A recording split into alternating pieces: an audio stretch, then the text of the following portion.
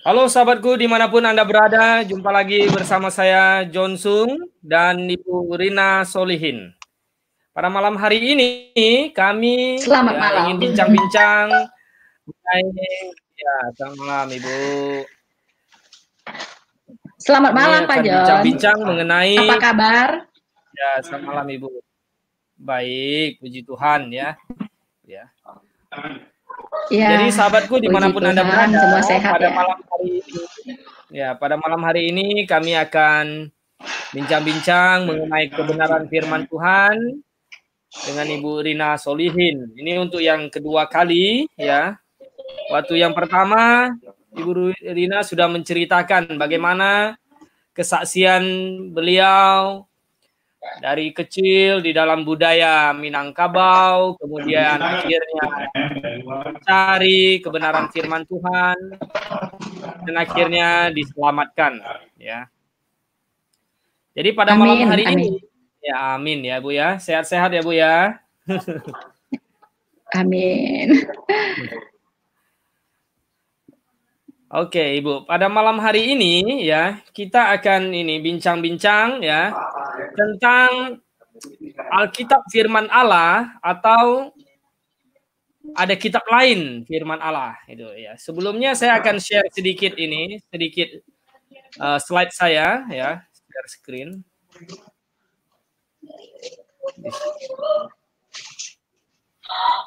Saya akan coba share screen.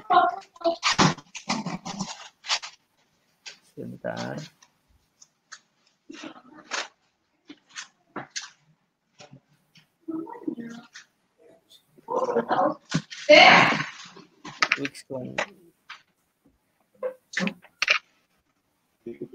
Saya akan share screen tentang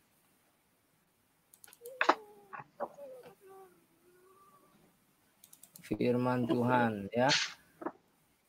Ya.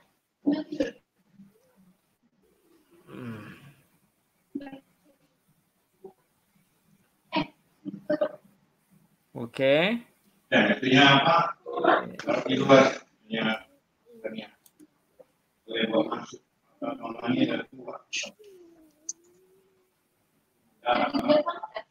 Jadi sahabatku dimanapun Anda berada, Anda lihat di slide di depan di layar Anda di sini ya. Ini adalah beberapa kitab ya yang mengklaim bahwa kitabnya sebagai firman Allah. Nah, kita harus ketahui bahwa kalau sebuah kitab mengklaim bahwa dia adalah firman Allah, dia harusnya bersedia untuk diuji. Kalau diuji tidak boleh marah. Kalau marah namanya berarti kitabnya itu palsu. Nah, karena bukan barang asli. Kalau barang asli itu tidak takut untuk diuji. Betul ya Bu Rina ya? Betul Pak John, betul sekali. Betul sekali. Jadi hanya Alkitab lah ya yang tidak pernah marah umatnya ketika dikritik, ketika kitabnya mau dibakar kah, mau dicaci maki kah, mau apa kah, tetap orang Kristen tidak pernah marah. Karena orang Kristen meyakini Alkitab adalah firman Allah, bukan suci kertasnya, benda itu yang secara materi itu yang suci, tetapi isinya firman Allah itu yang mencerahkan dan memberi kita pengertian tentang kebenaran firman Tuhan. Amin. Nah, Ibu boleh cerita sedikit bagaimana ya? Nah, dulu kan pasti ada salah satu kitabnya yang B ya dulu ya. Nah, ini kan B. Kenapa akhirnya akhirnya bisa? Halo? Oke. Ya, silakan ya. Ibu. Ya, silakan. Oke, selamat malam semua pemirsa dimanapun berada. Semoga kita semua dalam keadaan baik, sehat selalu dalam lindungan Tuhan Yang Maha Esa, Tuhan Yesus Kristus. Betul sekali, tadi Pak John mengatakan bahwa begitu banyak kitab ya yang mengklaim dirinya sebagai kitab firman Allah. Ya. Tadi dikatakan juga, apakah semua kitab ini adalah firman Allah? Kitab A, kitab B, C, dan D. Apakah semua firman Allah? Itu pertanyaannya. Kalau semuanya firman Allah, konsekuensinya adalah bahwa Allah itu tidak konsisten. Why? Karena di kitab A dia bicara berbeda dengan di kitab B, di kitab C, dan di kitab D. Ya, jadi berubah-berubah. Jangankan Allah, seorang presiden pun kalau bicaranya beda di sana dan di sini dan di situ beda lagi, itu pasti akan diturunkan. Plan, pasti akan diturunkan oleh rakyatnya. Ya kan, nggak bisa dipegang nih omongannya. Tentu terlebih lagi Allah. Sangat tidak mungkin Allah itu bersifat plan. Betul ya Pak John ya? Ya, betul. Nah, berarti tidak mungkin semuanya itu adalah firman Allah. Ya. Lalu alternatif yang lain apa? Apakah semuanya bukan firman Allah? Nah, kalau begitu konsekuensinya adalah Allah itu tidak ada. Karena dia tidak ada, maka itu bukan firman dia. Berarti dia tidak berfirman. Berarti itu orang, manusia yang menulis. Itu konsekuensinya. Nah, alternatif ketiga yang masuk di akal sehat kita adalah bahwa dari keempat kitab ini pasti hanya satu saja firman Allah. Tidak mungkin semuanya benar, tidak mungkin. Karena Allah itu konsisten. Semuanya salah juga tidak mungkin karena Allah itu ada dan dia berfirman. Akhirnya yang kita ambil ya alternatif yang ketiga, bahwa salah satu saja dari 4 kitab yang digambar itu adalah firman Allah. Satu dari kitab ini adalah firman Allah. Tentunya dengan cara menguji, ya, dengan cara mengujinya.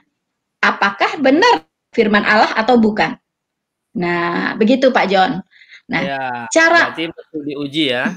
Diuji, harus siap diuji. Seperti tadi dibilang bahwa kalau barang palsu dipertanyakan, biasanya yang pemiliknya marah-marah dan tidak suka jika dipertanyakan, ya kan?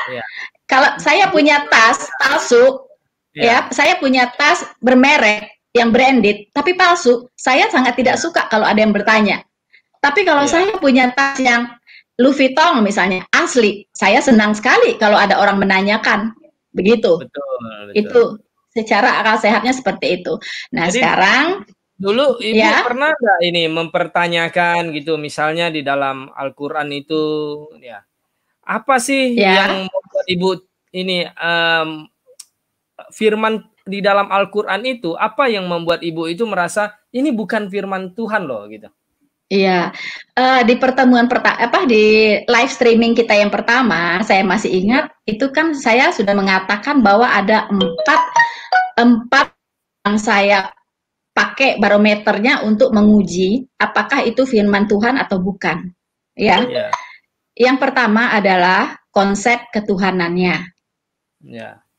Ya, apakah dia memiliki sifat-sifat yang betul-betul dimiliki oleh Allah, Tuhan yang Maha Esa semesta alam ini. Pertama, dia harus maha benar, harus maha adil, dia harus maha kasih, dia harus maha tahu. Itu. Ya. Tapi kalau salah satunya tidak terpenuhi, saya katakan itu bukan kitab firman Allah. Ya. Nah, kitab firman Allah itu harus selaras isinya dengan sifat-sifat Allah. Itu selaras.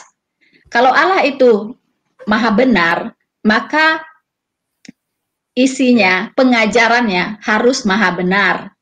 Begitu. Ya. Nah, tidak mengandung kesalahan. Nah, kemudian Allah maha suci, maka pengajarannya juga harus suci. Tidak boleh ada hal-hal yang secara manusia aja kita sudah nggak bisa terima, ya. Jadi dia memiliki standar moral tertinggi, ya. Jadi Allah Maha Suci itu memiliki pengajaran dengan standar moral tertinggi. Seperti di Alkitab, Allahnya itu melebihi standar moral yang biasa, ya. Misalnya orang mengatakan kasihilah saudaramu, dan bencilah musuhmu. Ya kan? Ya. Tapi Alkitab mengajarkan kasihi saudaramu dan kasihilah musuhmu, ya, dan berdoalah bagi mereka yang menganiaya kamu. Jadi Itu orang di menganiaya kita. Itu Ya. ayat itu ada di Al-Qur'an enggak, Bu, kalau begitu? Soal mengasihi gitu. Nah, kalau di Al-Quran itu lebih ditekankan mengasihi sesama saudara seiman, ya kan? Jadi di luar seiman, jadi di luar iman Islam itu dimusuhi, ya, dihindari, nah begitu, ya, kalau bisa ya sampai dihalalkan darahnya begitu, ya. Oh. Itu memang ada Betul. ayatnya ya di dalam itu Al-Qur'an itu bahwa kalau misalnya yang kafir itu begitu itu Oh iya. halal. Betul, Oke. itu yang saya pelajari ya. Nah, tapi kalau di Alkitab beda, betul-betul Allah itu Maha Kasih, ya kan? Dia benar-benar tidak ingin semua orang ini mengalami ketidakadilan, ya. Jadi Ya. musuh pun harus kita kasihi, begitu Ya, Pak. betul. Ya, Ya. kemudian Allah itu harus Maha tahu, ya kan? Maha tahu artinya apa? Dia bisa memberitahukan hal-hal yang jauh di depan, ya. Mungkin beribu-ribu tahun di depan, tapi dia sudah kasih tahu hari ini, gitu. Ya. Itu yang disebut dengan nubuatan, ya. Jadi Alkitab itu syarat sekali dengan banyak sekali nubuatan-nubuatan. Contoh, nubuatan tentang Tuhan Yesus, Allah yang akan menjadi manusia, akan mati di kayu salib, menggantikan hukuman kita orang berdosa ini.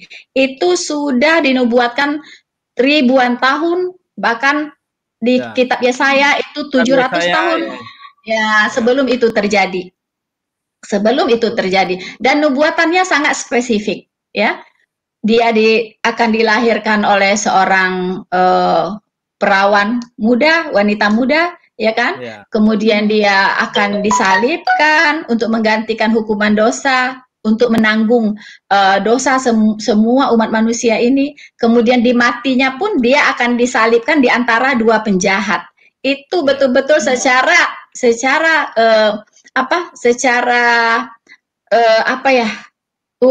saklek gitu ya. Itu dibuktikan gitu, digenapi. Begitu, Pak. Kalau di Al-Qur'an itu ada ya itu apa nubuatan tentang ke depan, hari depan begitu yang digenapi ada nggak contohnya? Ya, jarang ya. Jarang, paling tentang akhir zaman lah, ya kan. Kalau tentang akhir zaman ada ya. Tapi nggak tahu digenapi apa enggak kan belum. Begitu. Iya. Ya, oke Ibu, terima kasih ya. Jadi sahabatku dimanapun Anda berada, saya menjelaskan sedikit di sini seperti yang ya barusan disampaikan. Kenapa kita orang Kristen itu percaya bahwa Alkitab adalah firman Allah? Kita harus membuktikannya yaitu dengan cara circular reasoning. Ada ini orang Kristen yang kurang berhikmat, dia membuktikan bahwa Alkitab itu firman Allah memakai kitab agama lain.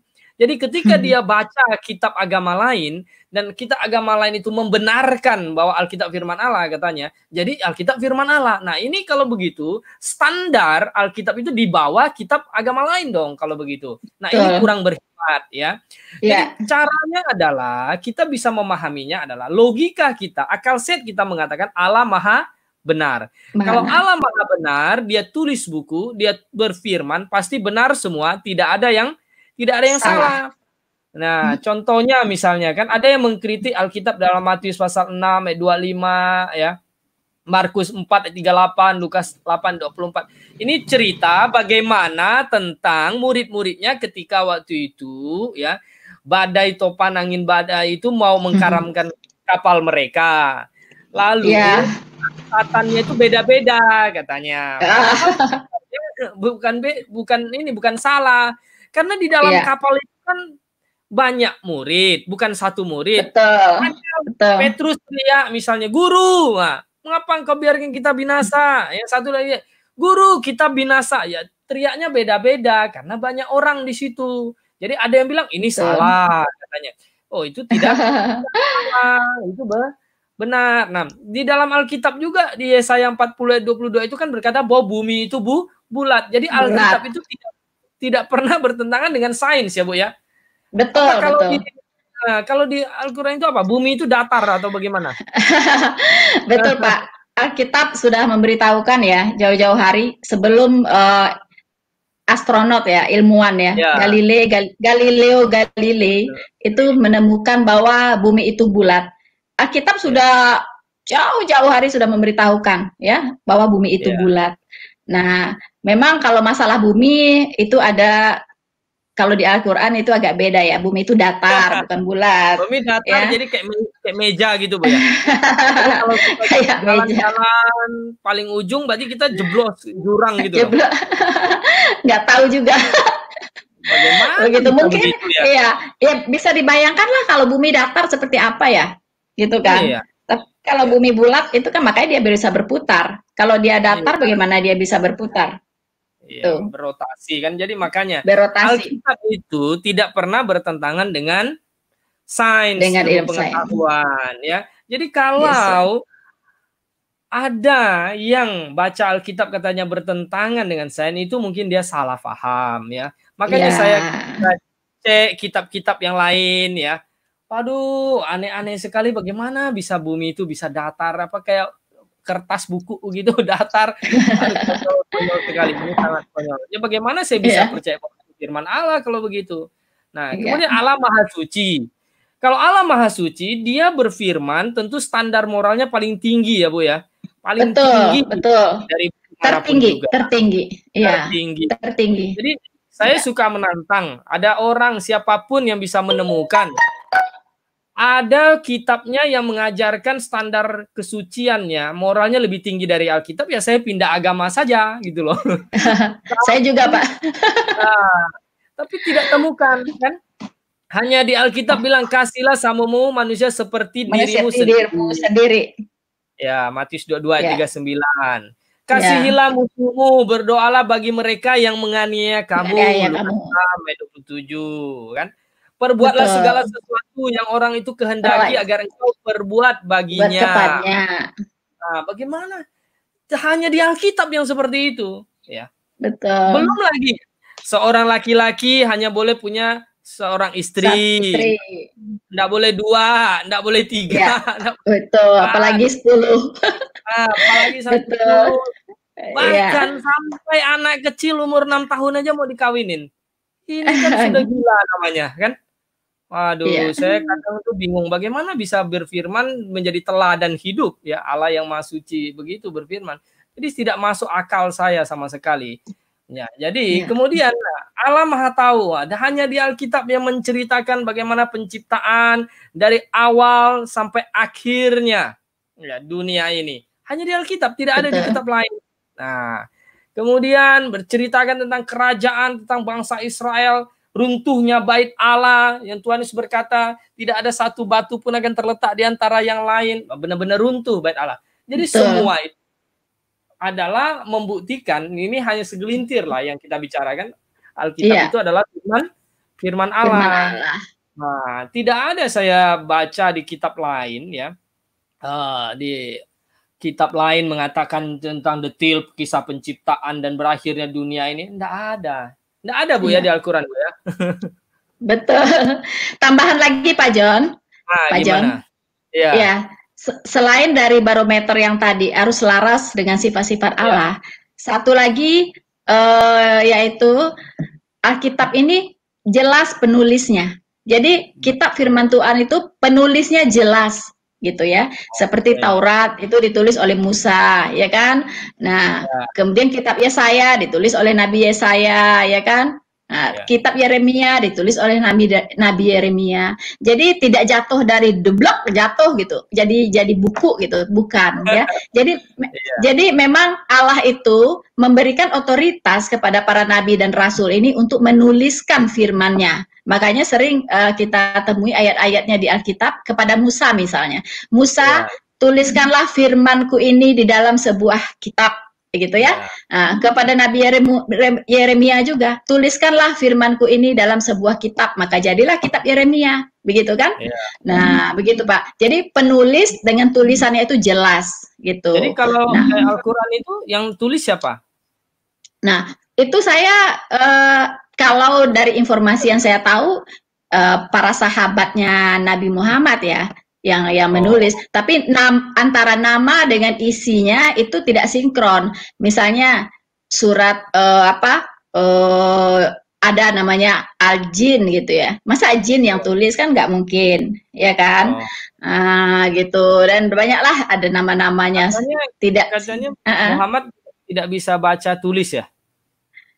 Begitu, ya memang tidak bisa baca tulis.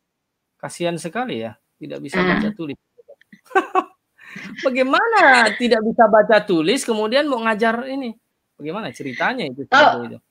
Ya, sejauh yang saya tahu beliau itu menerima wahyu itu langsung dari malaikat Jibril, ya kan? Kemudian didiktekanlah kepada para sahabat untuk ditulis gitu. Tapi di sisi lain saya juga diberitahukan bahwa ada namanya nuzul Quran, itu Al-Quran tuh jatuh turun dari langit langsung gitu. Jadi waktu kecil saya waktu kecil saya menunggu-nunggu ya di malam nuzul Quran itu katanya air bisa jadi beku dan segala macam.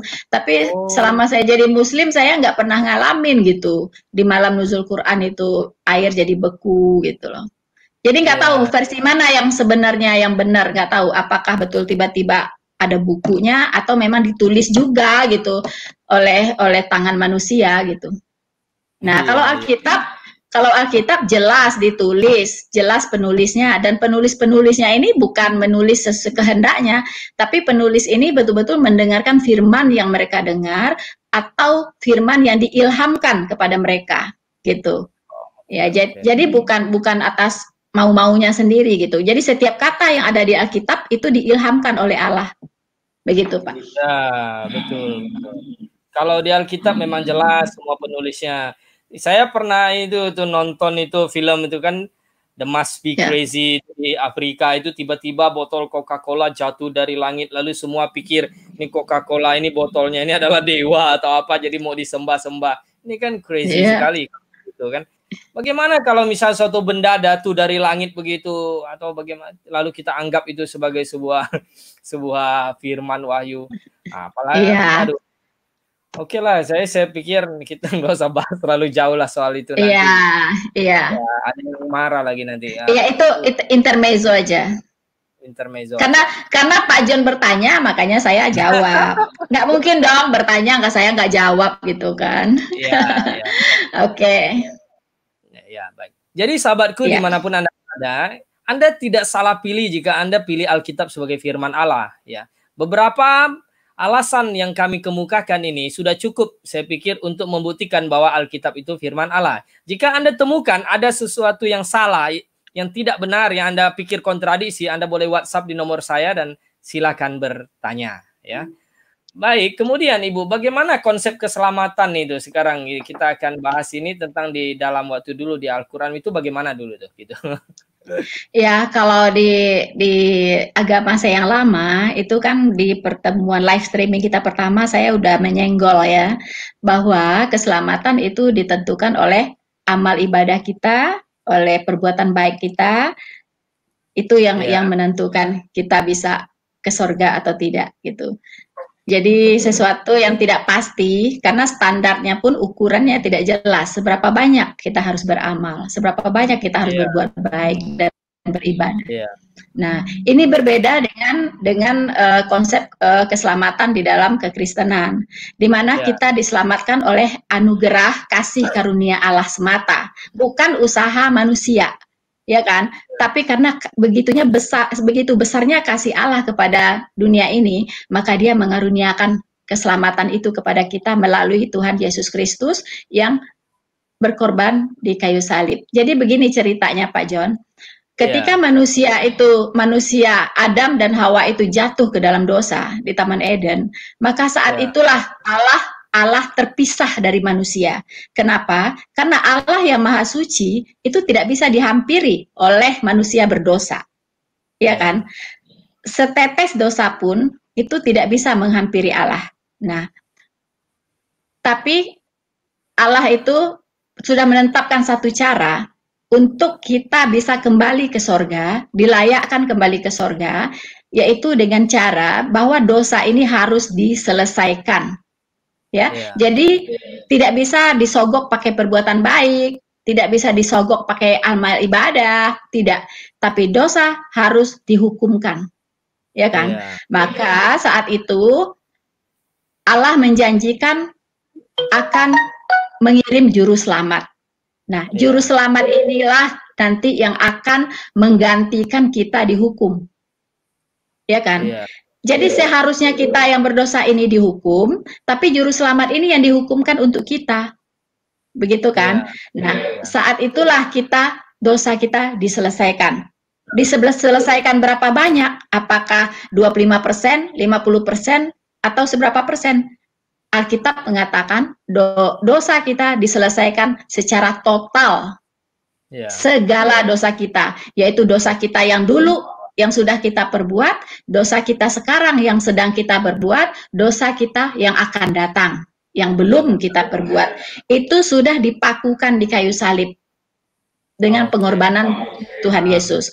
Nah, jadi saat itu Tuhan menjanjikan akan datang juru selamat. Nah, Adam, manusia di perjanjian lama, Adam sampai Zakaria ya, nabi terakhir ya, itu diwajibkan untuk melakukan ibadah simbolik, Pak John. Nah, ibadah simbolik ini apa? Yaitu ibadah yang menyimbolkan sang juru selamat yang akan datang, yang masih jauh di depan, ya kan? Nah, caranya adalah ambil seekor domba jantan, ya kan? Letakkan di atas mezbah, kemudian kita sambil mengaku dosa, kita potong, disembelih. Domba itu disembelih. Ini yang disebut dengan domba korban, ya kan? Itu kalau dulu di Islam itu kurban itu bagaimana, Bu? Apa simbolnya apa itu? Oh, ya itu ada hari raya korban di agama saya yang lama, tapi konsepnya udah beda, ya. Di sana bukan untuk supaya kita diselamatkan, tidak ada konsep keselamatan di situ, tapi lebih kepada sedekah gitu kan. Berkorban untuk yang sudah meninggal gitu, itu juga supaya amalannya bertambah gitu ya. Jadi bukan, konsepnya beda gitu, tapi sama-sama motong domba juga, namanya juga hari raya korban gitu. Sampai hari ini juga merayakan hari raya korban gitu. Nah, ini kemiripan ya di perjanjian lama. Iya, ini diadopsi dari perjanjian lama, cuman dengan beda konsep gitu ya. Nah, ketika orang perjanjian lama melakukan ibadah simbolik ini, itu fungsinya adalah untuk mengingat juru selamat yang dijanjikan oleh Allah, ya kan? Dan untuk untuk diselamatkan karena juru selamat belum datang, jadi domba ini itu menyimbolkan sang juru selamat. Seperti inilah nanti juru selamat ini akan dikorbankan untuk menggantikan dosa seisi dunia, gitu. Nah, jadi mulai dari Adam ya sampai manusia terakhir nanti itu diselamatkan oleh sang juru selamat ini. Kalau kita sekarang, kita ini setelah Tuhan Yesus datang, Allah datang menjadi manusia yang bernama Yesus Kristus ini, dan dipakukan di kayu salib, menanggung dosa kita. Nah, kita diselamatkan oleh juru selamat yang sudah datang, Pak. Ya, juru selamat yang sudah datang. Tapi Adam sampai manusia sebelum kedatangan Kristus itu diselamatkan oleh juru selamat yang akan datang. Kalau kita diselamatkan oleh sampai manusia terakhir nanti yang belum lahir, itu diselamatkan oleh juru selamat yang sudah datang. Makanya Tuhan Yesus berkata, "Akulah jalan, kebenaran, dan hidup. Tidak ada seorang pun yang bisa masuk ke sorga, ke rumah Bapa, kecuali melalui aku." Artinya, mulai dari manusia pertama sampai manusia terakhir, semua bisa selamat masuk sorga hanya melalui iman, percaya kepada Yesus Kristus. Ya. Nah, imannya seperti apa? Apakah percaya begitu saja? No, ada namanya pengakuan iman, ya. Melalui apa? Melalui pertobatan, ya. Jadi tidak ada keselamatan tanpa pertobatan. Jadi kita mengaku kita orang berdosa, seharusnya kita dihukum di neraka karena dosa-dosa kita, dan kita percaya bahwa Tuhan Yesus sudah menggantikan kita dihukum. Nah, karena Dia sudah mati untuk kita, maka kita hidup baginya. Ya, jadi kita sekarang ini bukan kita lagi yang hidup, tapi Kristus yang hidup di dalam kita, gitu. Ya, nah, ada yang bertanya ke saya, Pak John. Oh, enak banget dong jadi orang Kristen, sudah pasti selamat. Kalau pasti selamat mah buat dosa aja lagi gitu kan udah ditanggung dosanya, ya kan. Setelah itu ya udah bikin dosa aja banyak-banyak gitu. Nah, saya bilang orang ini tidak paham. Dia tidak tahu bahwa Allah itu tidak sebodoh itu. Allah menyediakan satu sistem. Jadi dia menyelamatkan orang by system. Sistemnya apa? Ketika kita bertobat dan percaya itu, menerima Yesus Kristus sebagai Tuhan dan Juru Selamat kita, saat itu juga hati kita dimateraikan dengan Roh Kudus. Dimateraikan. Kalau saya tanya pakar hukum, ya, apa sih artinya dimateraikan? Apa sih konsep materai itu apa sih? Materai itu ternyata artinya disahkan, Pak. Ya kan? Jadi kalau ada surat perjanjian di atas materai itu sah secara hukum. Jadi kalau kita dimateraikan dengan Roh Kudus, kita disahkan menjadi miliknya Allah. Kita bukan milik iblis lagi, tapi kita sejak saat itu menjadi miliknya Allah, dimateraikan dengan materai ilahi. Materai ilahi itu adalah Roh Kudus. Nah, jadi kalau dulu ya itu di agama dulu itu bagaimana? Disahkan untuk jadi ini ya, supaya masuk surga itu bagaimana itu dulu? Enggak ada konsep itu, Pak. Nggak ada disah-sahkan ya? Itu nggak ada. Dimateraikan itu nggak ada.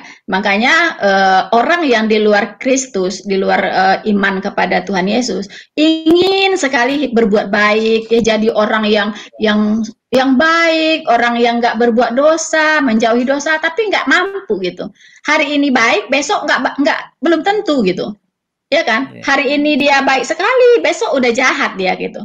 Jadi tidak ada yang mengendalikan. Nah, Roh Kudus ini fungsinya itu mengendalikan kita. Kalau saya katakan, saya berikan istilah sebagai remote kontrolnya orang percaya. Roh Kudus ini, ya. Setuju nggak, Pak John? Remote control, ya kan? Kenapa? Saya merasakan gitu. Di saat saya ingin berbuat salah, ya kan? Itu dia udah berputar tuh di dalam. Aduh, kayak bola duri gitu ya. Aduh. Kalau dulu di agama lama dulu berarti kalau kita masuk Islam itu cuman ucap 2 kalimat syahadat ya sudah gitu. Enggak ada materai apa, maksudnya ada apa yang yang bisa meteraikan itu, enggak ada konsep itu sama sekali ya. Enggak, setahu kita lihat aja sekarang mu'alaf ya kan. Begitu gampangnya gitu ya, jadi mu'alaf ya kan, mengucapkan 2 kalimat syahadat udah jadi Islam dia. Tapi kalau kita kan harus bertobat sungguh-sungguh, percaya sungguh-sungguh, ya kan, dan belajar dulu, diajar dulu, baru paham dulu, baru bisa jadi Kristen gitu. Jadi nggak seperti jadi jalan ke surganya juga nggak jelas ya gitu. Artinya mudah-mudahan masih gitu. Semuanya masih terserah Allah gitu ya. Ya gimana kalau melalui ibadah dan amal baik itu kan setiap orang beda-beda kemampuannya, Pak. Jadi siapa yang bisa pastikan gitu? Siapa yang bisa pastikan? Kalau ini jelas kepastian gitu. Ya, mungkin bisa kutip satu ayat, Pak. Ya, satu ayat dari Tuhan Yesus tentang kepastian masuk surga itu ya. Iya. Tunggu saya ambil kacamata. Ini tunggu, Yohanes 10 ayat 27 sampai 28. Bisa dibacakan Pak Jan? 10 ayat 27. Oke. Sampai 28. Domba-dombaku mendengarkan suaraku, dan aku mengenal mereka, dan mereka mengikut aku. Dan aku memberikan hidup yang kekal kepada mereka, dan mereka pasti tidak akan binasa sampai selama-lamanya. Selama-lamanya. Seorang pun tidak akan merebut mereka dari tanganku. Amin. Yes, amin. Ya. Itu Tuhan Yesus sendiri yang ngomong. Ya Iya, kan? betul. Tuhan Yesus sendiri yang mengatakan bahwa kita ini disebut domba. Kenapa kita disebut domba? Karena patuh, domba itu menyimbolkan kepatuhan, ketaatan, ya kan? Nah, itu Ya. menyimbolkan ketaatan, ya kan, kesucian, kan bulunya putih tuh domba ya. Jadi Ya. menyimbolkan itu, gitu Pak John. Jadi itu bukan kata kita gitu. Kita pasti masuk surga kata kita, bukan. Itu Tuhan Yesus sendiri yang memberikan janji ini, gitu Pak. Ya, Nah, betul. kita boleh percaya nggak? Ya kita harus percaya. Kalau saya percaya sekali, kenapa? Karena yang menjanjikan ini sudah ada di sorga sekarang. Kalau yang menjanjikan saya itu masih di kuburan, sorry, saya nggak mungkin mau percaya dulu gitu, ya kan? Tapi karena yang menjanjikan ini memang sudah di sorga, dan di sorga itu tidak ada pendusta bisa masuk ke sana. Ya. Betul ya Pak Jan? Mati dan bangkit ya, naik ke sorga. Iya, iya. Bukan Dia mati, sudah mati dan nggak bangkit-bangkit. Betul, ya. Apa? Jadi mau nggak mau harus percaya gitu. Karena memang dia sudah ada di sorga gitu, dan dia tahu jalan ke situ, ya kan? Ya. Makanya Tuhan Yesus mengatakan bahwa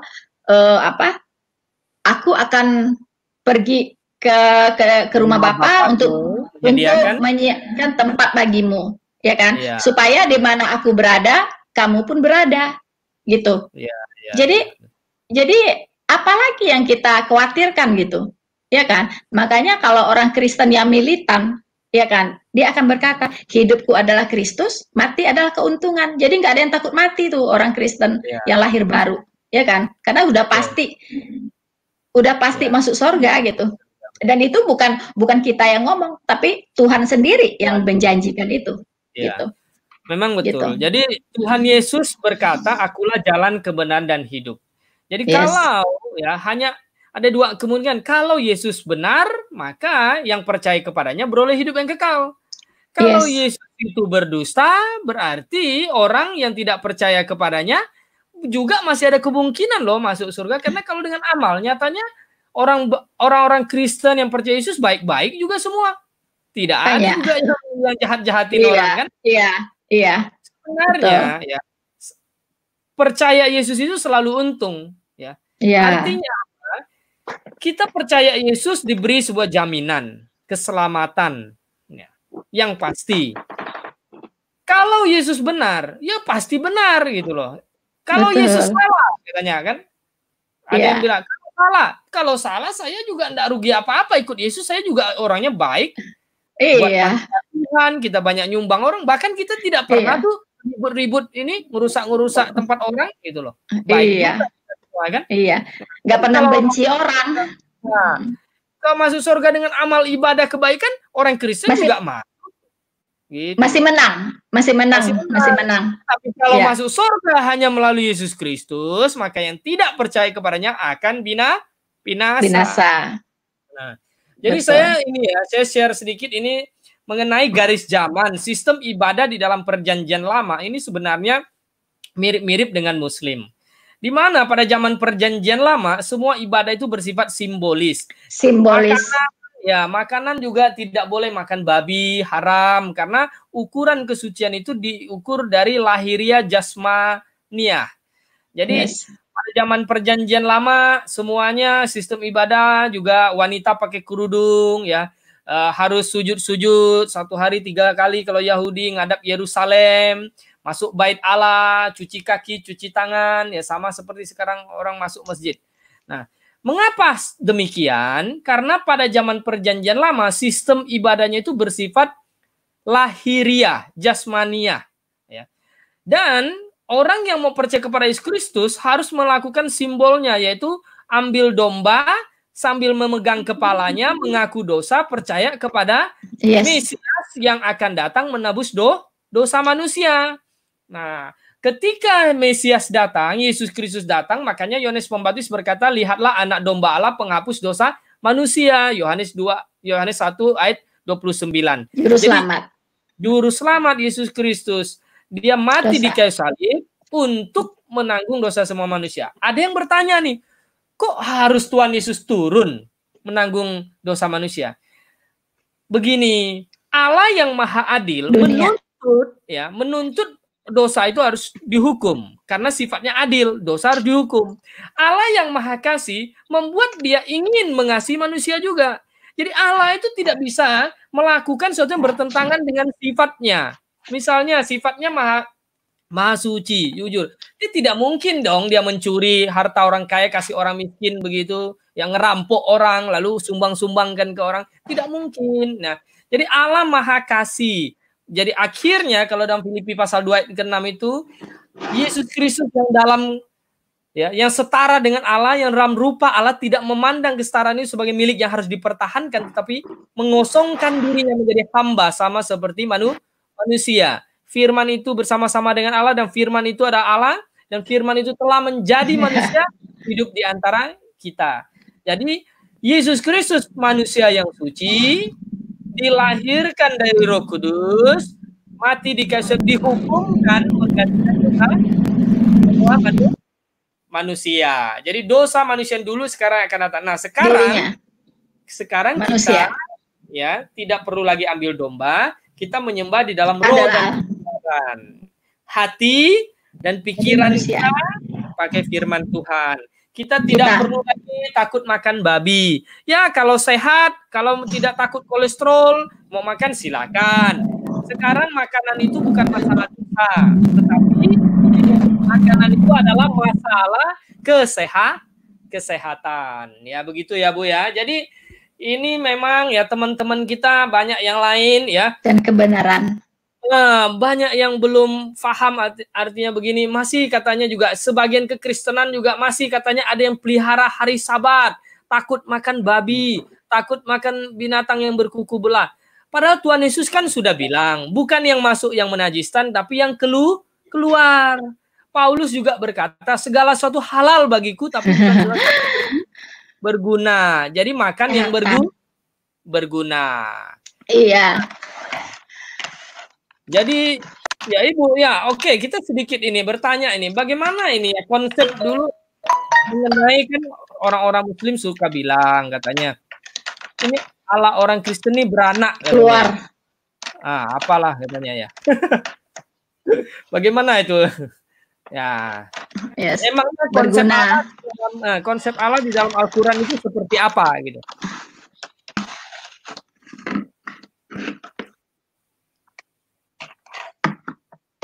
Ya.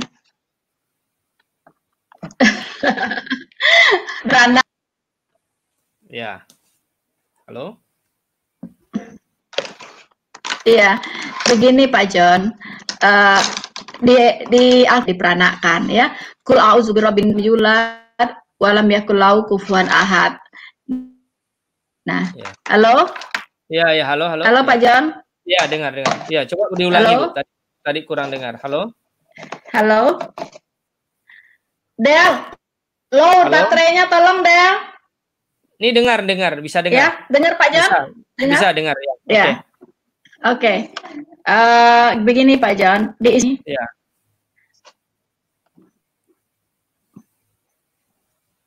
Del, bahwa Allah itu tidak beranak dan tidak diperanak. Bisa dikatakan bahwa Tuhannya orang Kristen beranak gitu kan? Nah, pasti tidak beranak gitu, karena memang ada tulisannya di Alkitab itu ada kata anak Allah ya kan. Nah, anak Allah ini ada yang A-nya huruf besar, terus anak Allah itu yang dimaksud adalah Tuhan Yesus. Tuhan Yesus itu anak Allah itu dalam konsep relationship. Jadi apa namanya ya, hubungan antara Yesus dengan Bapa itu ibarat anak dengan Bapa gitu. Nah, tapi bukan anak dengan Bapa seperti manusia juga, karena Allah itu adalah roh, ya kan? Allah itu adalah roh, jadi yang masuk ke rahim Maria itu adalah roh Allah, gitu. Roh Allah sendiri yang masuk ke rahim Maria gitu. Nah, menjadi manusia, gitu. Mengapa harus jadi manusia? Karena Tuhan Yesus datang untuk menyelamatkan manusia. Nah, kalau sekiranya Allah mau menyelamatkan monyet, tentu dia datang jadi monyet. Betul ya, karena yang mau diselamatkan adalah manusia, maka harus datang sebagai manusia, begitu. Nah, jauh-jauh di Perjanjian Lama, di Perjanjian Lama itu Allah sudah memperkenalkan dirinya bahwa Allah itu adalah juru selamat. Di kitab Yesaya itu sangat banyak ayatnya bahwa aku adalah juru selamatmu, ya kan, penebusmu, ya kan. Tidak ada Allah selain daripadaku, ya Pak John ya. Nah, itu. Jadi jelas bahwa juru selamat itu adalah Allah itu sendiri yang datang menjadi manusia, ya kan. Pada mulanya adalah firman, firman itu bersama-sama dengan Allah dan firman itu adalah Allah. Nah, memang rada sulit. Orang kalau tidak diilhami, tidak dicerahkan oleh Roh Kudus, rada sulit untuk memahami ini. Bagaimana mungkin Allah menjadi manusia, begitu ya. Nah, kalau di Al-Quran ada tentang Isa Al-Masih dikatakan kalimatullah. Kalimatullah itu kalimat Allah, itu juga firman Allah maksudnya, gitu ya. Iya kan? Nah, firman Allah. Nah, firman itu kan perkataan ya, Pak John ya. Perkataan ya. Seperti jangankan Allah, kita lah, saya misalnya. Bisa nggak dipisahkan antara saya dengan perkataan saya? Bisa dipisahkan nggak kira-kira?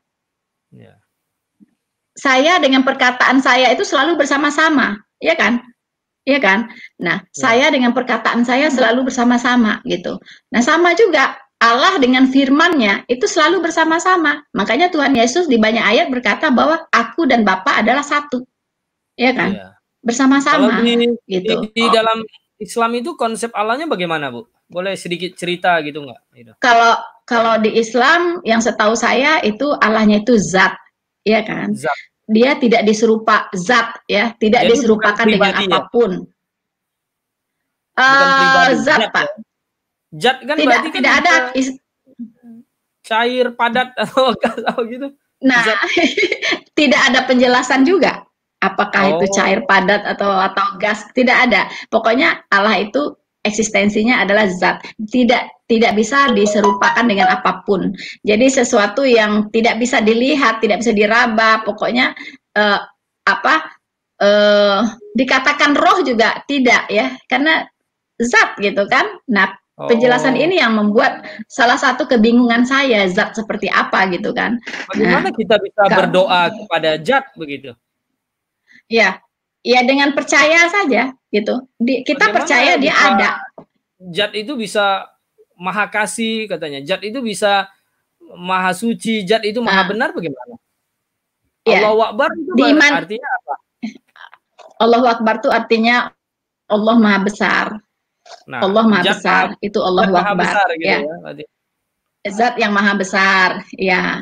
Jadi justru penjelasan detailnya itu yang tidak ada gitu. Eksistensi Allah itu seperti apa gitu. Nah, itu yang menjadi catatan juga bagi saya waktu itu. Ya, sampai hari ini pun saya masih cari-cari eksistensinya apa gitu. Nah, tapi kalau Allahnya Alkitab itu jelas kronologis, runtut ya, asal muasalnya seperti apa.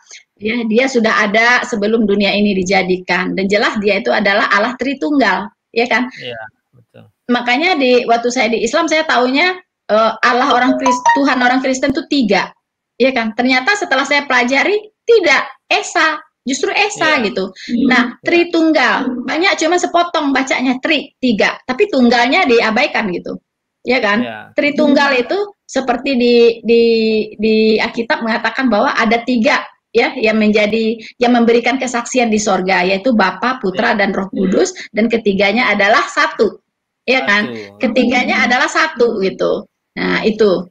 Jadi ada lagi yang dipertentangkan, kenapa tuh di sorga Tuhan Yesus duduk di sebelah kanan Bapa gitu kan? Berarti 2 dong gitu kan? Nah, ya biasanya kan saya kan aktif di perdebatan dengan teman-teman Islam ini udah dari 2004, Pak. Ya kan? Jadi macam-macam lah. Sudah lama ya, itu udah setiap hari gitu saya lakukan gitu ya. Jadi penginjilan ya. Jadi kenapa itu bisa bersanding? Ya, saya bilang jangan dibayangkan Bapa dengan Tuhan Yesus itu bersanding seperti pengantin gitu, bukan.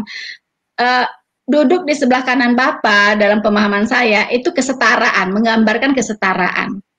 Ya kan? Makanya tadi Pak John sudah baca ayatnya gitu ya, bahwa Tuhan Yesus itu mengosongkan dirinya, ya kan? Menghampakan dirinya. sebenarnya dia Allah, tapi dia menghampakan dirinya, ya, menjadi sama dengan manusia, begitu. Betul. Nah, ya, lihat saja dari proses kelahirannya. Tuhan Yesus itu tidak lahir dari hubungan seksual, ya, tidak dari dari benihnya manusia, tidak, ya. Tuhan Yesus itu tidak dari benih manusia dilahirkan, tidak juga dari benihnya Maria atau Yusuf, tidak, ya kan? Karena masih perawan ini, yang betul. Perempuan ini, ya kan? Maria perawan gitu, perawan suci. Kenapa dipilih perawan suci? Ya karena Allah itu maha suci, jadi dia tidak bisa menyangkali dirinya, gitu. Maka dia lahir sebagai manusia pun harus dengan cara yang suci, gitu. Tidak wanita yang tidak tersentuh oleh pria, gitu ya, masih perawan. Nah, itu yang rahimnya dipinjam lah istilahnya, dipinjam oleh Allah untuk dia lewat. Kenapa nggak tiba-tiba jeduk udah jadi Yesus di luar udah gede gitu? No, ya, karena Tuhan itu nggak seperti itu gitu. Dia selalu, karena dia datang sebagai manusia, maka harus diikutin proses kelahiran manusia seperti apa. Dihamili dulu, ya, dikandung dulu 9 bulan baru lahir. Ya dia ikutin gitu, ikutin alurnya gitu. Menjadi manusia ya seperti itu. Mana ada manusia tiba-tiba ada, itu mah hantu ya Pak Joten ya. Ya, tiba-tiba ada gitu. Enggak, ya. Itu bukan, ya kan? Itu. Iya. Yang sering ditanyakan sama orang-orang ini kan, agama lain itu kan, oh Tuhan kalian itu beranak lah apa. Sebenarnya beranak tidak cerdas sih. Sebenarnya yang ini apa olo-olo aja gitu kan. Padahal kebanyakan olo-olo. Ya, kita tahu bahwa bukan demikian. Lalu bagaimana menjelaskannya? 3 di dalam 1. Sebenarnya itu begini. Dasarnya itu adalah ya Alkitab firman Allah atau kitab lain itu yang firman Allah. Jadi gini, saya bisa kenal Ibu Rina Solihin adalah ibu memperkenalkan diri kepada saya. Saya tidak mungkin bisa kenal dengan ibu kalau ibu tidak memperkenalkan diri kepada saya. Nah, jadi kita orang Kristen bisa tahu tentang Allah Bapa, Allah Anak, Allah Roh Kudus adalah karena firman-Nya Alkitab yang tadi kita katakan dasarnya itu firman Tuhan benar memperkenalkan dirinya. Kalau dia memperkenalkan dirinya sebatas yang ingin dia kasih tahu tentang dirinya pada kita, ya kita sebatas itulah kita tahu tentang dirinya, kan begitu. Jadi sama seperti gini, ini banyak teman-teman yang komen gitu kan, yang nonton channel YouTube saya, mereka kan belum kenal saya siapa, paling tahu ya saya kasih tahu nama saya, Johnsu, apakah saya lahir tahun berapa, hobi saya apa, mereka nggak tahu. Jadi mereka bisa tahu tentang saya sebatas saya kasih tahu. Demikianlah Allah Tuhan Yesus Kristus datang ke dunia ini, kita bisa tahu tentang dirinya sebatas dia kasih tahu tentang kita. Kita tidak bisa menduga-duga gitu loh. Yang lebih konyol memang sebenarnya adalah berkata yang kita sembah itu sesuatu bukan pribadi, bukan roh, bukan apa, zat. Nah, bagaimana zat itu bisa menolong kita? Bagaimana dia bisa mengasihi kita? Nah, ini kan yang lebih aneh lagi gitu, secara saintis ya, kalau kita mau diskusi secara saintis gitu loh. Zat itu kan terdiri ada cair, padat atau apa gitu. Nah ini lebih aneh lagi gitu. Makanya saya banyak lihat ya orang-orang mualaf center itu kan komen, oh Yesus itu bukan Tuhan, bagaimana sih Tuhan bisa ini? Nah konsep itu mereka itu tidak baca di dalam Alkitab. Memang Tuhan seperti itulah dia memperkenalkan diri kepada manusia. Iya. Nah, oke Bu, kita lanjut ke topik ini. Kan mereka suka bilang juga ya, dulu non-Kristen suka bilang bahwa ini orang Kristen ini nyembah patung katanya. Emang patung nyembah? Saya belum pernah ada patung di rumah saya atau di gereja. Iya, sama Pak John. Puji Tuhan selama jadi Kristen ikut Tuhan Yesus, 1 kali pun saya belum pernah lihat patung ada di gereja. Dan di rumah saya pun nggak ada patung apapun nggak ada, ya kan? Nah, coba Pak John, kita buka dulu Imamat 26 ayat 1. Imamat 26. Bagaimana Tuhan sangat menganggap itu sebuah kekejian, sangat dilarang keras untuk menyembah patung dalam bentuk apapun. Bahkan bukan patung aja, berhala-berhala dalam bentuk yang lain pun itu tidak boleh disembah. Imamat 26 ayat 1 ya. Ayat 1. Janganlah kamu membuat berhala bagimu, dan patung atau tugu berhala janganlah kamu dirikan bagimu. Jangan juga batu berukir, janganlah kamu tempatkan di negerimu untuk sujud menyembah kepadanya. Sebab akulah Tuhan Allahmu. Di dalam Keluaran 20 ayat 4 kan, janganlah membuat bagimu patung yang menyerupai apapun. Yes. Untuk disembah di langit, di bumi, di udara, dan seterusnya. Seperti itu. Jadi Pak John, patung itu bukan hanya postur manusia, bukan, ya. Patung itu berupa tugu, misalnya kotak, ya kan, kotak, atau batu berukir, ya kan. Nah, batu berukir itu juga berhala, gitu kata Tuhan. Ini Tuhan yang bilang loh, bukan saya loh, ya. Nah, Tuhan yang bilang. Jadi janganlah sujud menyembah kepadanya. Bagaimana mungkin orang Kristen menyembah patung? Udah dilarang kok oleh Tuhan. Begitu tegasnya di sini, ya kan? Tidak boleh. Apa sih namanya menyembah berhala itu apa? Seperti apa sih orang bisa disebut menyembah berhala? Yaitu ketika seseorang mengkultuskan sebuah benda dalam ritual ibadahnya. Saya memberikan definisi seperti itu. Jika seseorang mengkultuskan sebuah benda dalam ritual ibadahnya, itu dia menyembah berhala. Kadang nggak disadari, Bang. Termasuk kalau ada batu itu, kalau batu kita keliling-keliling batu itu sambil berdoa kepada batu itu. Kalau berangkat dari Imamat 26 ayat 1, betul. Ya. Jadi bukan kita yang ngomong, tapi firman Tuhan. Allah sendiri yang mengatakan ini. Kalau marah ya silakan marah sama Allahnya. Iya, betul. Makanya saya pun bingung kalau sekali ini kan waktu saya pernah diundang di itu kan IAIN ya. Di IAIN untuk ini ceramah untuk mahasiswi di sana pada waktu itu semuanya di sana ingin tahu Kristen. Dia bilang, "Wah, orang Kristen nyembah patung." Saya bilang, "Saya belum pernah ada patung di rumah saya di gereja apapun." "Jangan-jangan kamu salah kali memahaminya." Saya bilang, "Oh, enggak, itu gereja itu ada patung." "Oh," saya bilang, "saya bukan Kristen yang seperti itu." Saya bilang, Kristen itu kan macam-macam. Ya, itu mereka buat simbol-simbol patung itu ya itu urusan Kristennya beda. Kalau saya Kristen Alkitabiah yang sesuai Alkitab beda. Saya bilang, Alkitab saya tulis tidak boleh nyembah patung. Itu kan melanggar itu. Taurat itu ya 10 perintah Allah jangan buat patung. Bagaimana saya bilang? Jadi termasuk dong Bu ya. Sebenarnya mereka menuduh kita untuk bilang nyembah patung, mereka sendiri mungkin tiap tahun keliling-keliling 7 kali lah apa. Nanti katanya ada rumah itu lagi kan ada apa? Ada bangunan ini harus lempar jumroh, dilempar begitu. Nah, bagaimana itu bukankah berhala itu? Makanya saya katakan itu. Jadi begini Pak John, ya, memang orang bilang tunjuk satu, tapi 4-nya ke kita, gitu kan? Kita nunjuk orang 1 jari, tapi yang lain 4-nya ke kita, gitu. Jadi saya sebenarnya nggak begitu nyaman ya membahas ini ya. Tapi karena memang ditanya, ya saya harus jawab itu kan. Itu kan iman saya, bahwa saya waktu jadi Islam, mengapa saya nggak enggan naik haji itu di pikiran saya sudah nggak ini gitu loh, ya. Jadi ngapain sih gitu kan.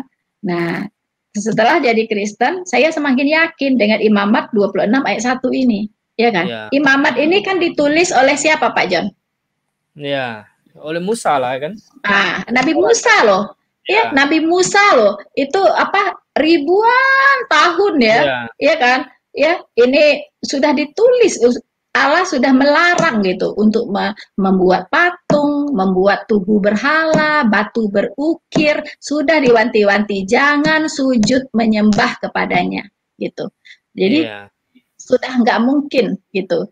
Kita sebagai orang Kristen Alkitabiah punya patung. Tapi saya juga nggak bisa menyalahkan saudara-saudara saya yang Muslim ya, karena mereka memang melihat Pak John, ya kan, ada gereja yang memang ada patungnya gitu, ya kan. Bahkan saya juga pernah hadir di gereja itu waktu ada pernikahan. Nah, pengantin ini cium kaki patung itu gitu. Ya. Iya, jadi memang ada. Mereka nggak bisa disalahkan juga. Mereka memang melihat ada patung itu gitu. Cuman mereka nggak tahu bahwa Kristen Alkitabiah itu tidak mengenal ya seperti itu, patung seperti itu. Iya kan? Iya, Gitu. betul. Iya, Iya. saya pun bingung ya. Banyak orang yang misalnya kayak ada mengkultuskan pelihara tempayan lah, pelihara jimat apalah apa segala macam. Ini sebenarnya berhala, kekejian bagi Tuhan. Itu tidak benar itu. Kekejian. Iya. Iya, tidak boleh seperti itu. Ya, jadi Betul. sahabatku dimanapun Anda berada, ya Kristen yang Alkitabiah tidak menyembah patung. Nah, ada yang bertanya lagi kepada saya, Pak Jonsung, dia bilang, itu saya lihat Yesus, wajah Yesus itu kan seperti itu, Kak. Oh, saya bilang, saya itu tidak percaya itu wajah Yesus, itu hasil imajinasi dari orang-orang ya. Iya. Pelukis yang berbeda. Coba lihat, kalau misalnya ya, pelukis Afrika, dia melukis wajah Yesus itu agak kulit hitam. Agak kriwil, rambutnya keriting-keriting. Kalau yang Asia, matanya sipit, kulitnya sawo matang, rambutnya cepak. Aduh, saya bilang ini kan hasil imajinasi dari manusia. Kita bukan menyembah kepada hasil lukisan itu, tapi kita menyembah di dalam roh dan kebenaran. Iya, Pak John, saya juga sering ya diberikan gambar-gambar. Ada gambar Yesus adalah 20 foto kayak gitu ya. Dibilang itu Yesus ya. Saya ditanya, "Coba kamu pilih Yesusmu yang mana?" gitu kan. Coba pilih dari semua gambar ini, Yesusmu yang mana? Saya bilang, "Maaf ya, satu pun dari gambar itu tidak ada Yesus saya bilang. Yesus saya itu nggak ada gambarnya. Karena waktu zaman Yesus saya itu kamera belum ditemukan, ya kan? Pelukis juga belum ada, ya kan? Dan kalau saya lihat yang ada di kalender itu untuk Yesus saya itu kegantengan. Terlalu ganteng justru. Iya kan? Karena Alkitab memberitahukan di kitab Yesaya bahwa Yesus saya itu tidak ganteng, dia tidak tampan, semaraknya pun tidak ada, sehingga orang menginginkannya. Jadi sehingga perempuan jatuh cinta padanya lah gitu ya. Iya, nggak bisa jatuh cinta saking mungkin jelek ya Pak ya, tidak tampan gitu. Nah, tapi kalau saya disuguhi ya gambar-gambar yang rambutnya gondrong, putih, hidungnya mancung, wah itu mah kegantengan untuk Yesus saya gitu. Jadi ya, kalau di dalam Matius juga, Injil Matius sudah diperingatkan di akhir zaman katanya. Pada waktu itu, jika orang berkata kepadamu, lihat Mesias ada di sini atau Mesias ada di sana, jangan kamu percaya. Sebab Mesias-Mesias palsu dan nabi-nabi palsu akan muncul dan mereka akan mengadakan tanda-tanda yang dahsyat dan mujizat-mujizat sehingga sekiranya mungkin mereka menyesatkan orang-orang pilihan. Ya, betul. Jadi iblis itu sekarang ngaku Mesias, dia nampakkan diri kemana-mana, itu masih hati-hati itu. Saya pernah nonton itu di YouTube itu ada pendeta katanya, dulunya dukun katanya, mantan dukun. Lalu nggak tahu kenapa katanya dia ketemu Yesus, kemudian makan ketemu Lucifer lagi katanya segala macam. Waduh. Ini mau ngangkat diri jadi apa begitu. Sangat lucu sekali ya. Jadi kita tidak bisa percaya. Kalau kita bilang patung itu hanya sebuah karya seni, oke. Tidak untuk disembah. Kalau di rumah saya ada lukisan, misalnya lukisan apa tentang keindahan alam, kenapa ya itu tidak masalah. Bukan kultuskan itu kan, bukan nyembah itu. Seni, ya. Iya, itu kan seni ya. Ya, jadi sahabatku dimanapun Anda berada, ya ini harus kita semua harus banyak baca Alkitab, ya. Seperti Ibu Rina Solihin, dia banyak baca Alkitab dan banyak bertanya, belajar. Akhirnya pemahaman tentang Kristenan itu akan menjadi benar. Kalau kita itu tidak pernah baca Alkitab, cuman datang ke gereja, hora-hore, joget-joget pulang, gitu. Nah, ini bahaya, bisa disesatkan begitu ya.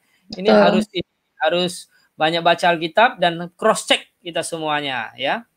Oh iya Bu, pertanyaan terakhir ini terasa udah 1 jam loh. Nggak terasa ya. Iya Pak John. Bagaimana pendapat Ibu? Kan Ibu kan orang orang Payakumbuh. Betul. Iya. Jadi itu Gubernur Sumatera Barat itu bisa melarang, katanya menghapus Injil di dalam bahasa Minangkabau. Bagaimana pendapat Ibu melihat hal ini? Ya, coba kasih sedikit ini pendapat. Ya, sedikit pandangan pribadi ya Pak Jon ya. Ya. Memang sekarang lagi viral di banyak pandangan dari berbagai pihak ya tentang tindakan dari Gubernur Sumatera Barat ini untuk menghilangkan aplikasi Injil berbahasa Minang di Play Store, dan saya pikir sudah hilang. Ya, banyak yang bilang sudah hilang. Ya. Tapi sebenarnya ya sebagai seorang Kristiani ya dan orang Minang, saya nggak begitu mengkhawatirkan itu gitu, dan tidak juga mempersoalkan itu. Karena apa? Saya juga bertobat jadi Kristen bukan karena Alkitab berbahasa Minang. Iya. Iya kan? Dan saya pastikan tidak banyak yang tahu kalau ada Injil berbahasa Minang. Saya juga banyak teman-teman bilang, ada ya bahasa Minang ya. Berarti mereka juga nggak begitu tahu gitu kalau ada Alkitab berbahasa Minang. Tapi setelah gubernur ini bersikap seperti itu, orang jadi tahu semua gitu. Iya. Iya kan? Akhirnya orang Minang. Iya. Dan orang Minang itu bisa bahasa Indonesia baik sekali gitu. Jadi kalau mau hapus Alkitab berbahasa Minang nggak ngaruh sebenarnya sih. Iya kan? Dan nggak perlu diributkan juga gitu. Kalau saya sih positive thinking aja Pak. Karena sekarang kan udah dekat-dekat pemilu. Pernah tahu itu ada ininya, isu politisnya lah ya kan. Ya misi politisnya saya nggak tahu ya. Tapi kalau bagi saya ya udahlah, nggak usah dibahas gitu ya. Nggak usah dibahas. Kalau mau baca Injil mah bahasa Indonesia di Play Store banyak banget. Tinggal di-upload ya kan.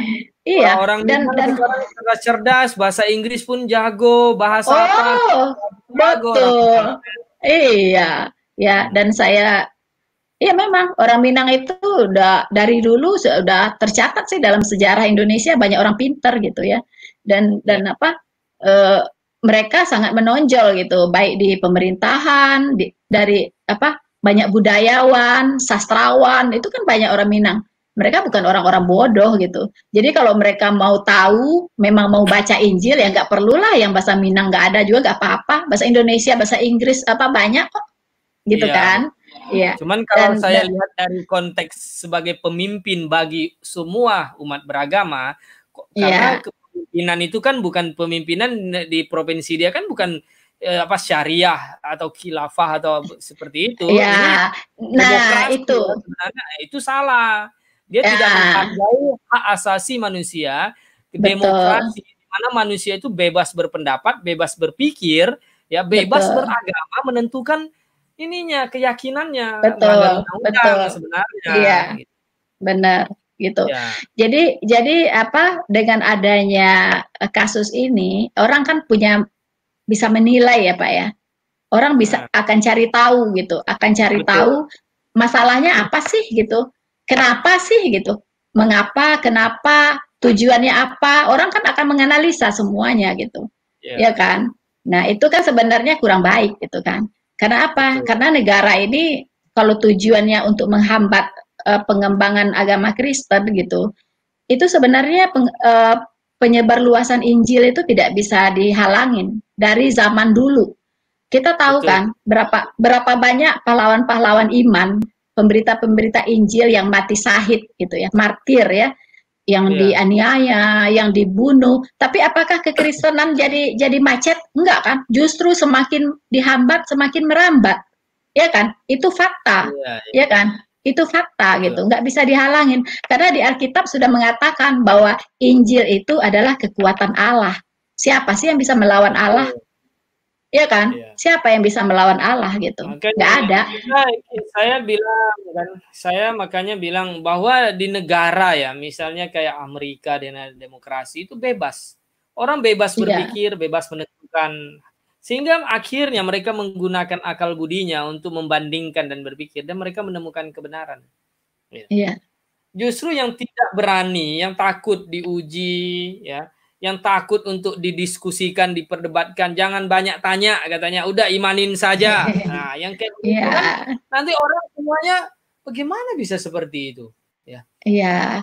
Iya, itu kan alasannya Pak. Dasarnya sebenarnya gubernur mengeluarkan itu karena filsafah Minang ya mengatakan bahwa adat bersandi sara, sara bersandi kitabullah. Nah, kitabullah berarti dasarnya adalah Al-Quran gitu kan. Jadi di luar Al-Quran nggak boleh masuk ke Minang gitu. Itu alasannya. Tapi saya bertanya lagi, apakah kitabullah itu apakah Taurat, Zabur dan Injil itu bukan kitabullah? Ya kan? Nah, kita lihat rukun iman ketiga, ya. Orang Islam itu harus beriman kepada kitab sebelum Al-Qur'an. Taurat, Zabur, Injil. Ya kan? Itu bagian dari kitabullah gitu. Lalu mengapa pula gitu dilarang gitu kan? Ya nggak tahu ya. Mungkin mereka punya pandangan yang berbeda gitu. Bahkan saya pernah mengatakan gitu, kalau begitu rukun iman ketiga dihapus aja gitu kan. Jadi nggak perlu baca Injil, nggak perlu baca Taurat, Zabur, ya kan? Nggak perlu gitu. Ya, karena karena rukun iman ketiga itu ya mendorong orang untuk mempelajari gitu. Kenapa sih saya disuruh beriman tapi saya nggak boleh baca? Gimana itu? Apa yang saya imani kalau saya nggak tahu gitu kan? Nah gitu, ya kan? Saya suruh beriman ke sana, tapi saya nggak tahu gitu. Beriman apa gitu? Saya nggak pernah baca, saya nggak tahu apa yang saya imanin dari kitab itu gitu kan? Nah itu yang membuat orang semakin pengen tahu gitu loh. Pengen tahu. Mungkin sebelum gubernur mempermasalahkan ini nggak ada ke arah sana gitu. Tapi sekarang orang jadi pengen tahu gitu. Kan? Ada apa gitu? Ada apa dengan Injil gitu kan? Nah itu. Iya. Ya terima kasih Ibu ya. Tidak terasa ya. Iya Pak. Kita sudah 1 jam lebih dan saya senang sekali bisa ngobrol, bincang-bincang dengan Ibu mengenai kebenaran firman Tuhan. Kita berdoa untuk semua ini orang-orang Minang dan semua orang Aceh kah, orang apakah. Ya saya memang kemarin ada lihat ada yang orang Aceh katanya dia percaya Yesus kemudian diusir lah apa ya. Saya bilang di dalam kekristenan tidak ada seperti itu. You mau masuk Kristen, silakan. You mau keluar jadi Kristen, silakan. Saya tidak ada rugi apapun. Ya, saya konyol melihat ada seorang mualaf dia bilang, saya mau dikasih 100 miliar katanya, suruh balik lagi jadi Kristen. Saya bilang Pak John, saya kasih 1 sen aja nggak mau gitu, jangankan 100 miliar. Mana ada Tuhan bujuk orang pakai duit. Aduh. Justru kalau kamu pergilah. Kalau kamu mau suka ajaran lain silakan. Terserah. Iya. Kalau kamu anggap ini benar ya kamu ikutin gitu. Bukan karena duit Tuhan itu. Ini otaknya kadang itu nipu-nipu saja. Siapa juga yang bodoh mau kasih dia 100 M. Memang dia berharga sekali nyawanya. Aduh. Iya. Konyol. Iya. Ya. Betul Pak John. Oke,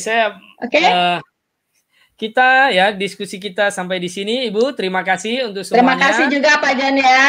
Salam untuk semuanya. Sampai ketemu lagi. Tuhan Yesus memberkati. Maranatha. Ya, Maranatha. Salam juga untuk Pak Solihin ya. Yes. Salam untuk Ibu juga. Ya, oke.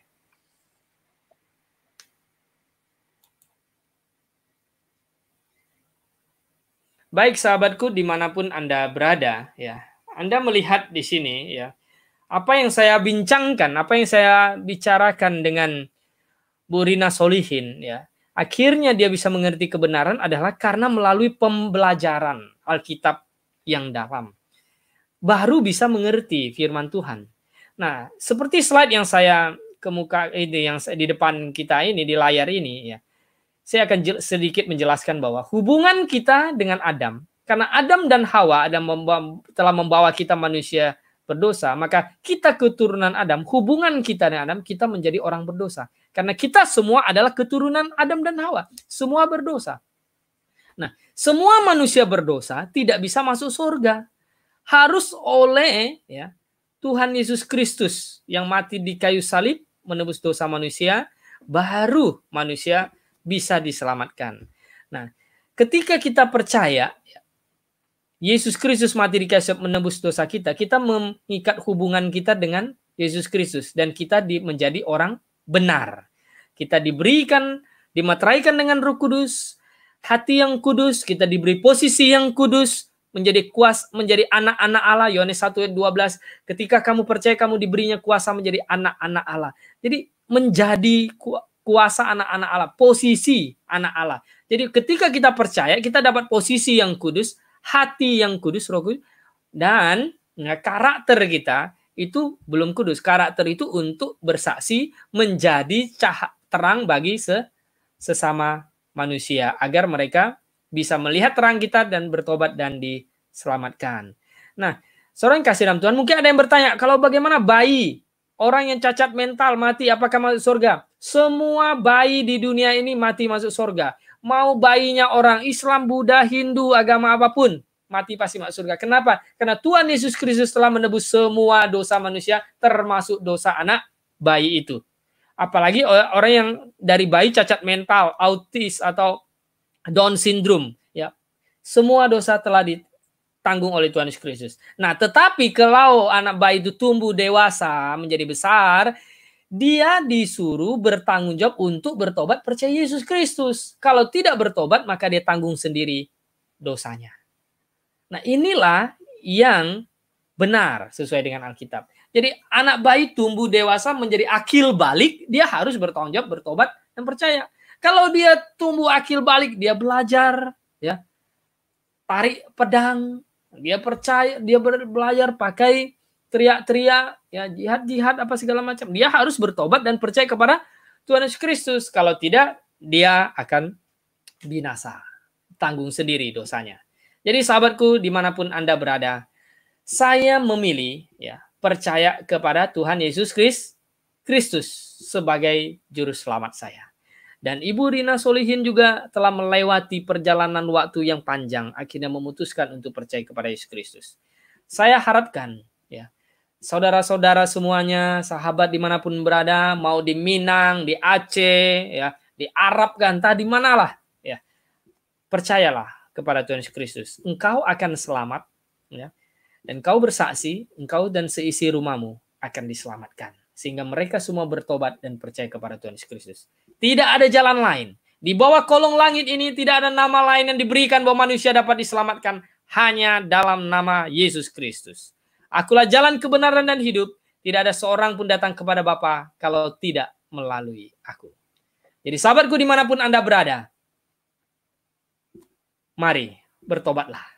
Percayalah kepada Tuhan Yesus Kristus. Jika Anda ada pertanyaan, jika Anda ada pergumulan, ada pokok doa apapun, silakan hubungi WhatsApp saya 081258769200. Saya akan terus berdoa untukmu agar kebenaran firman Tuhan terus dicerahkan, terus masuk ke dalam hati dan pikiranmu sehingga engkau bertobat dan menemukan jalan kebenaran. Tidak ada kebencian di hati saya, tidak ada rasa, ya, untuk menjelekkan, tetapi ini adalah setulusnya dari hati saya agar Anda semua masuk ke dalam kerajaan surga. Bersama saya John Sung, Jesus my Savior. Maranatha.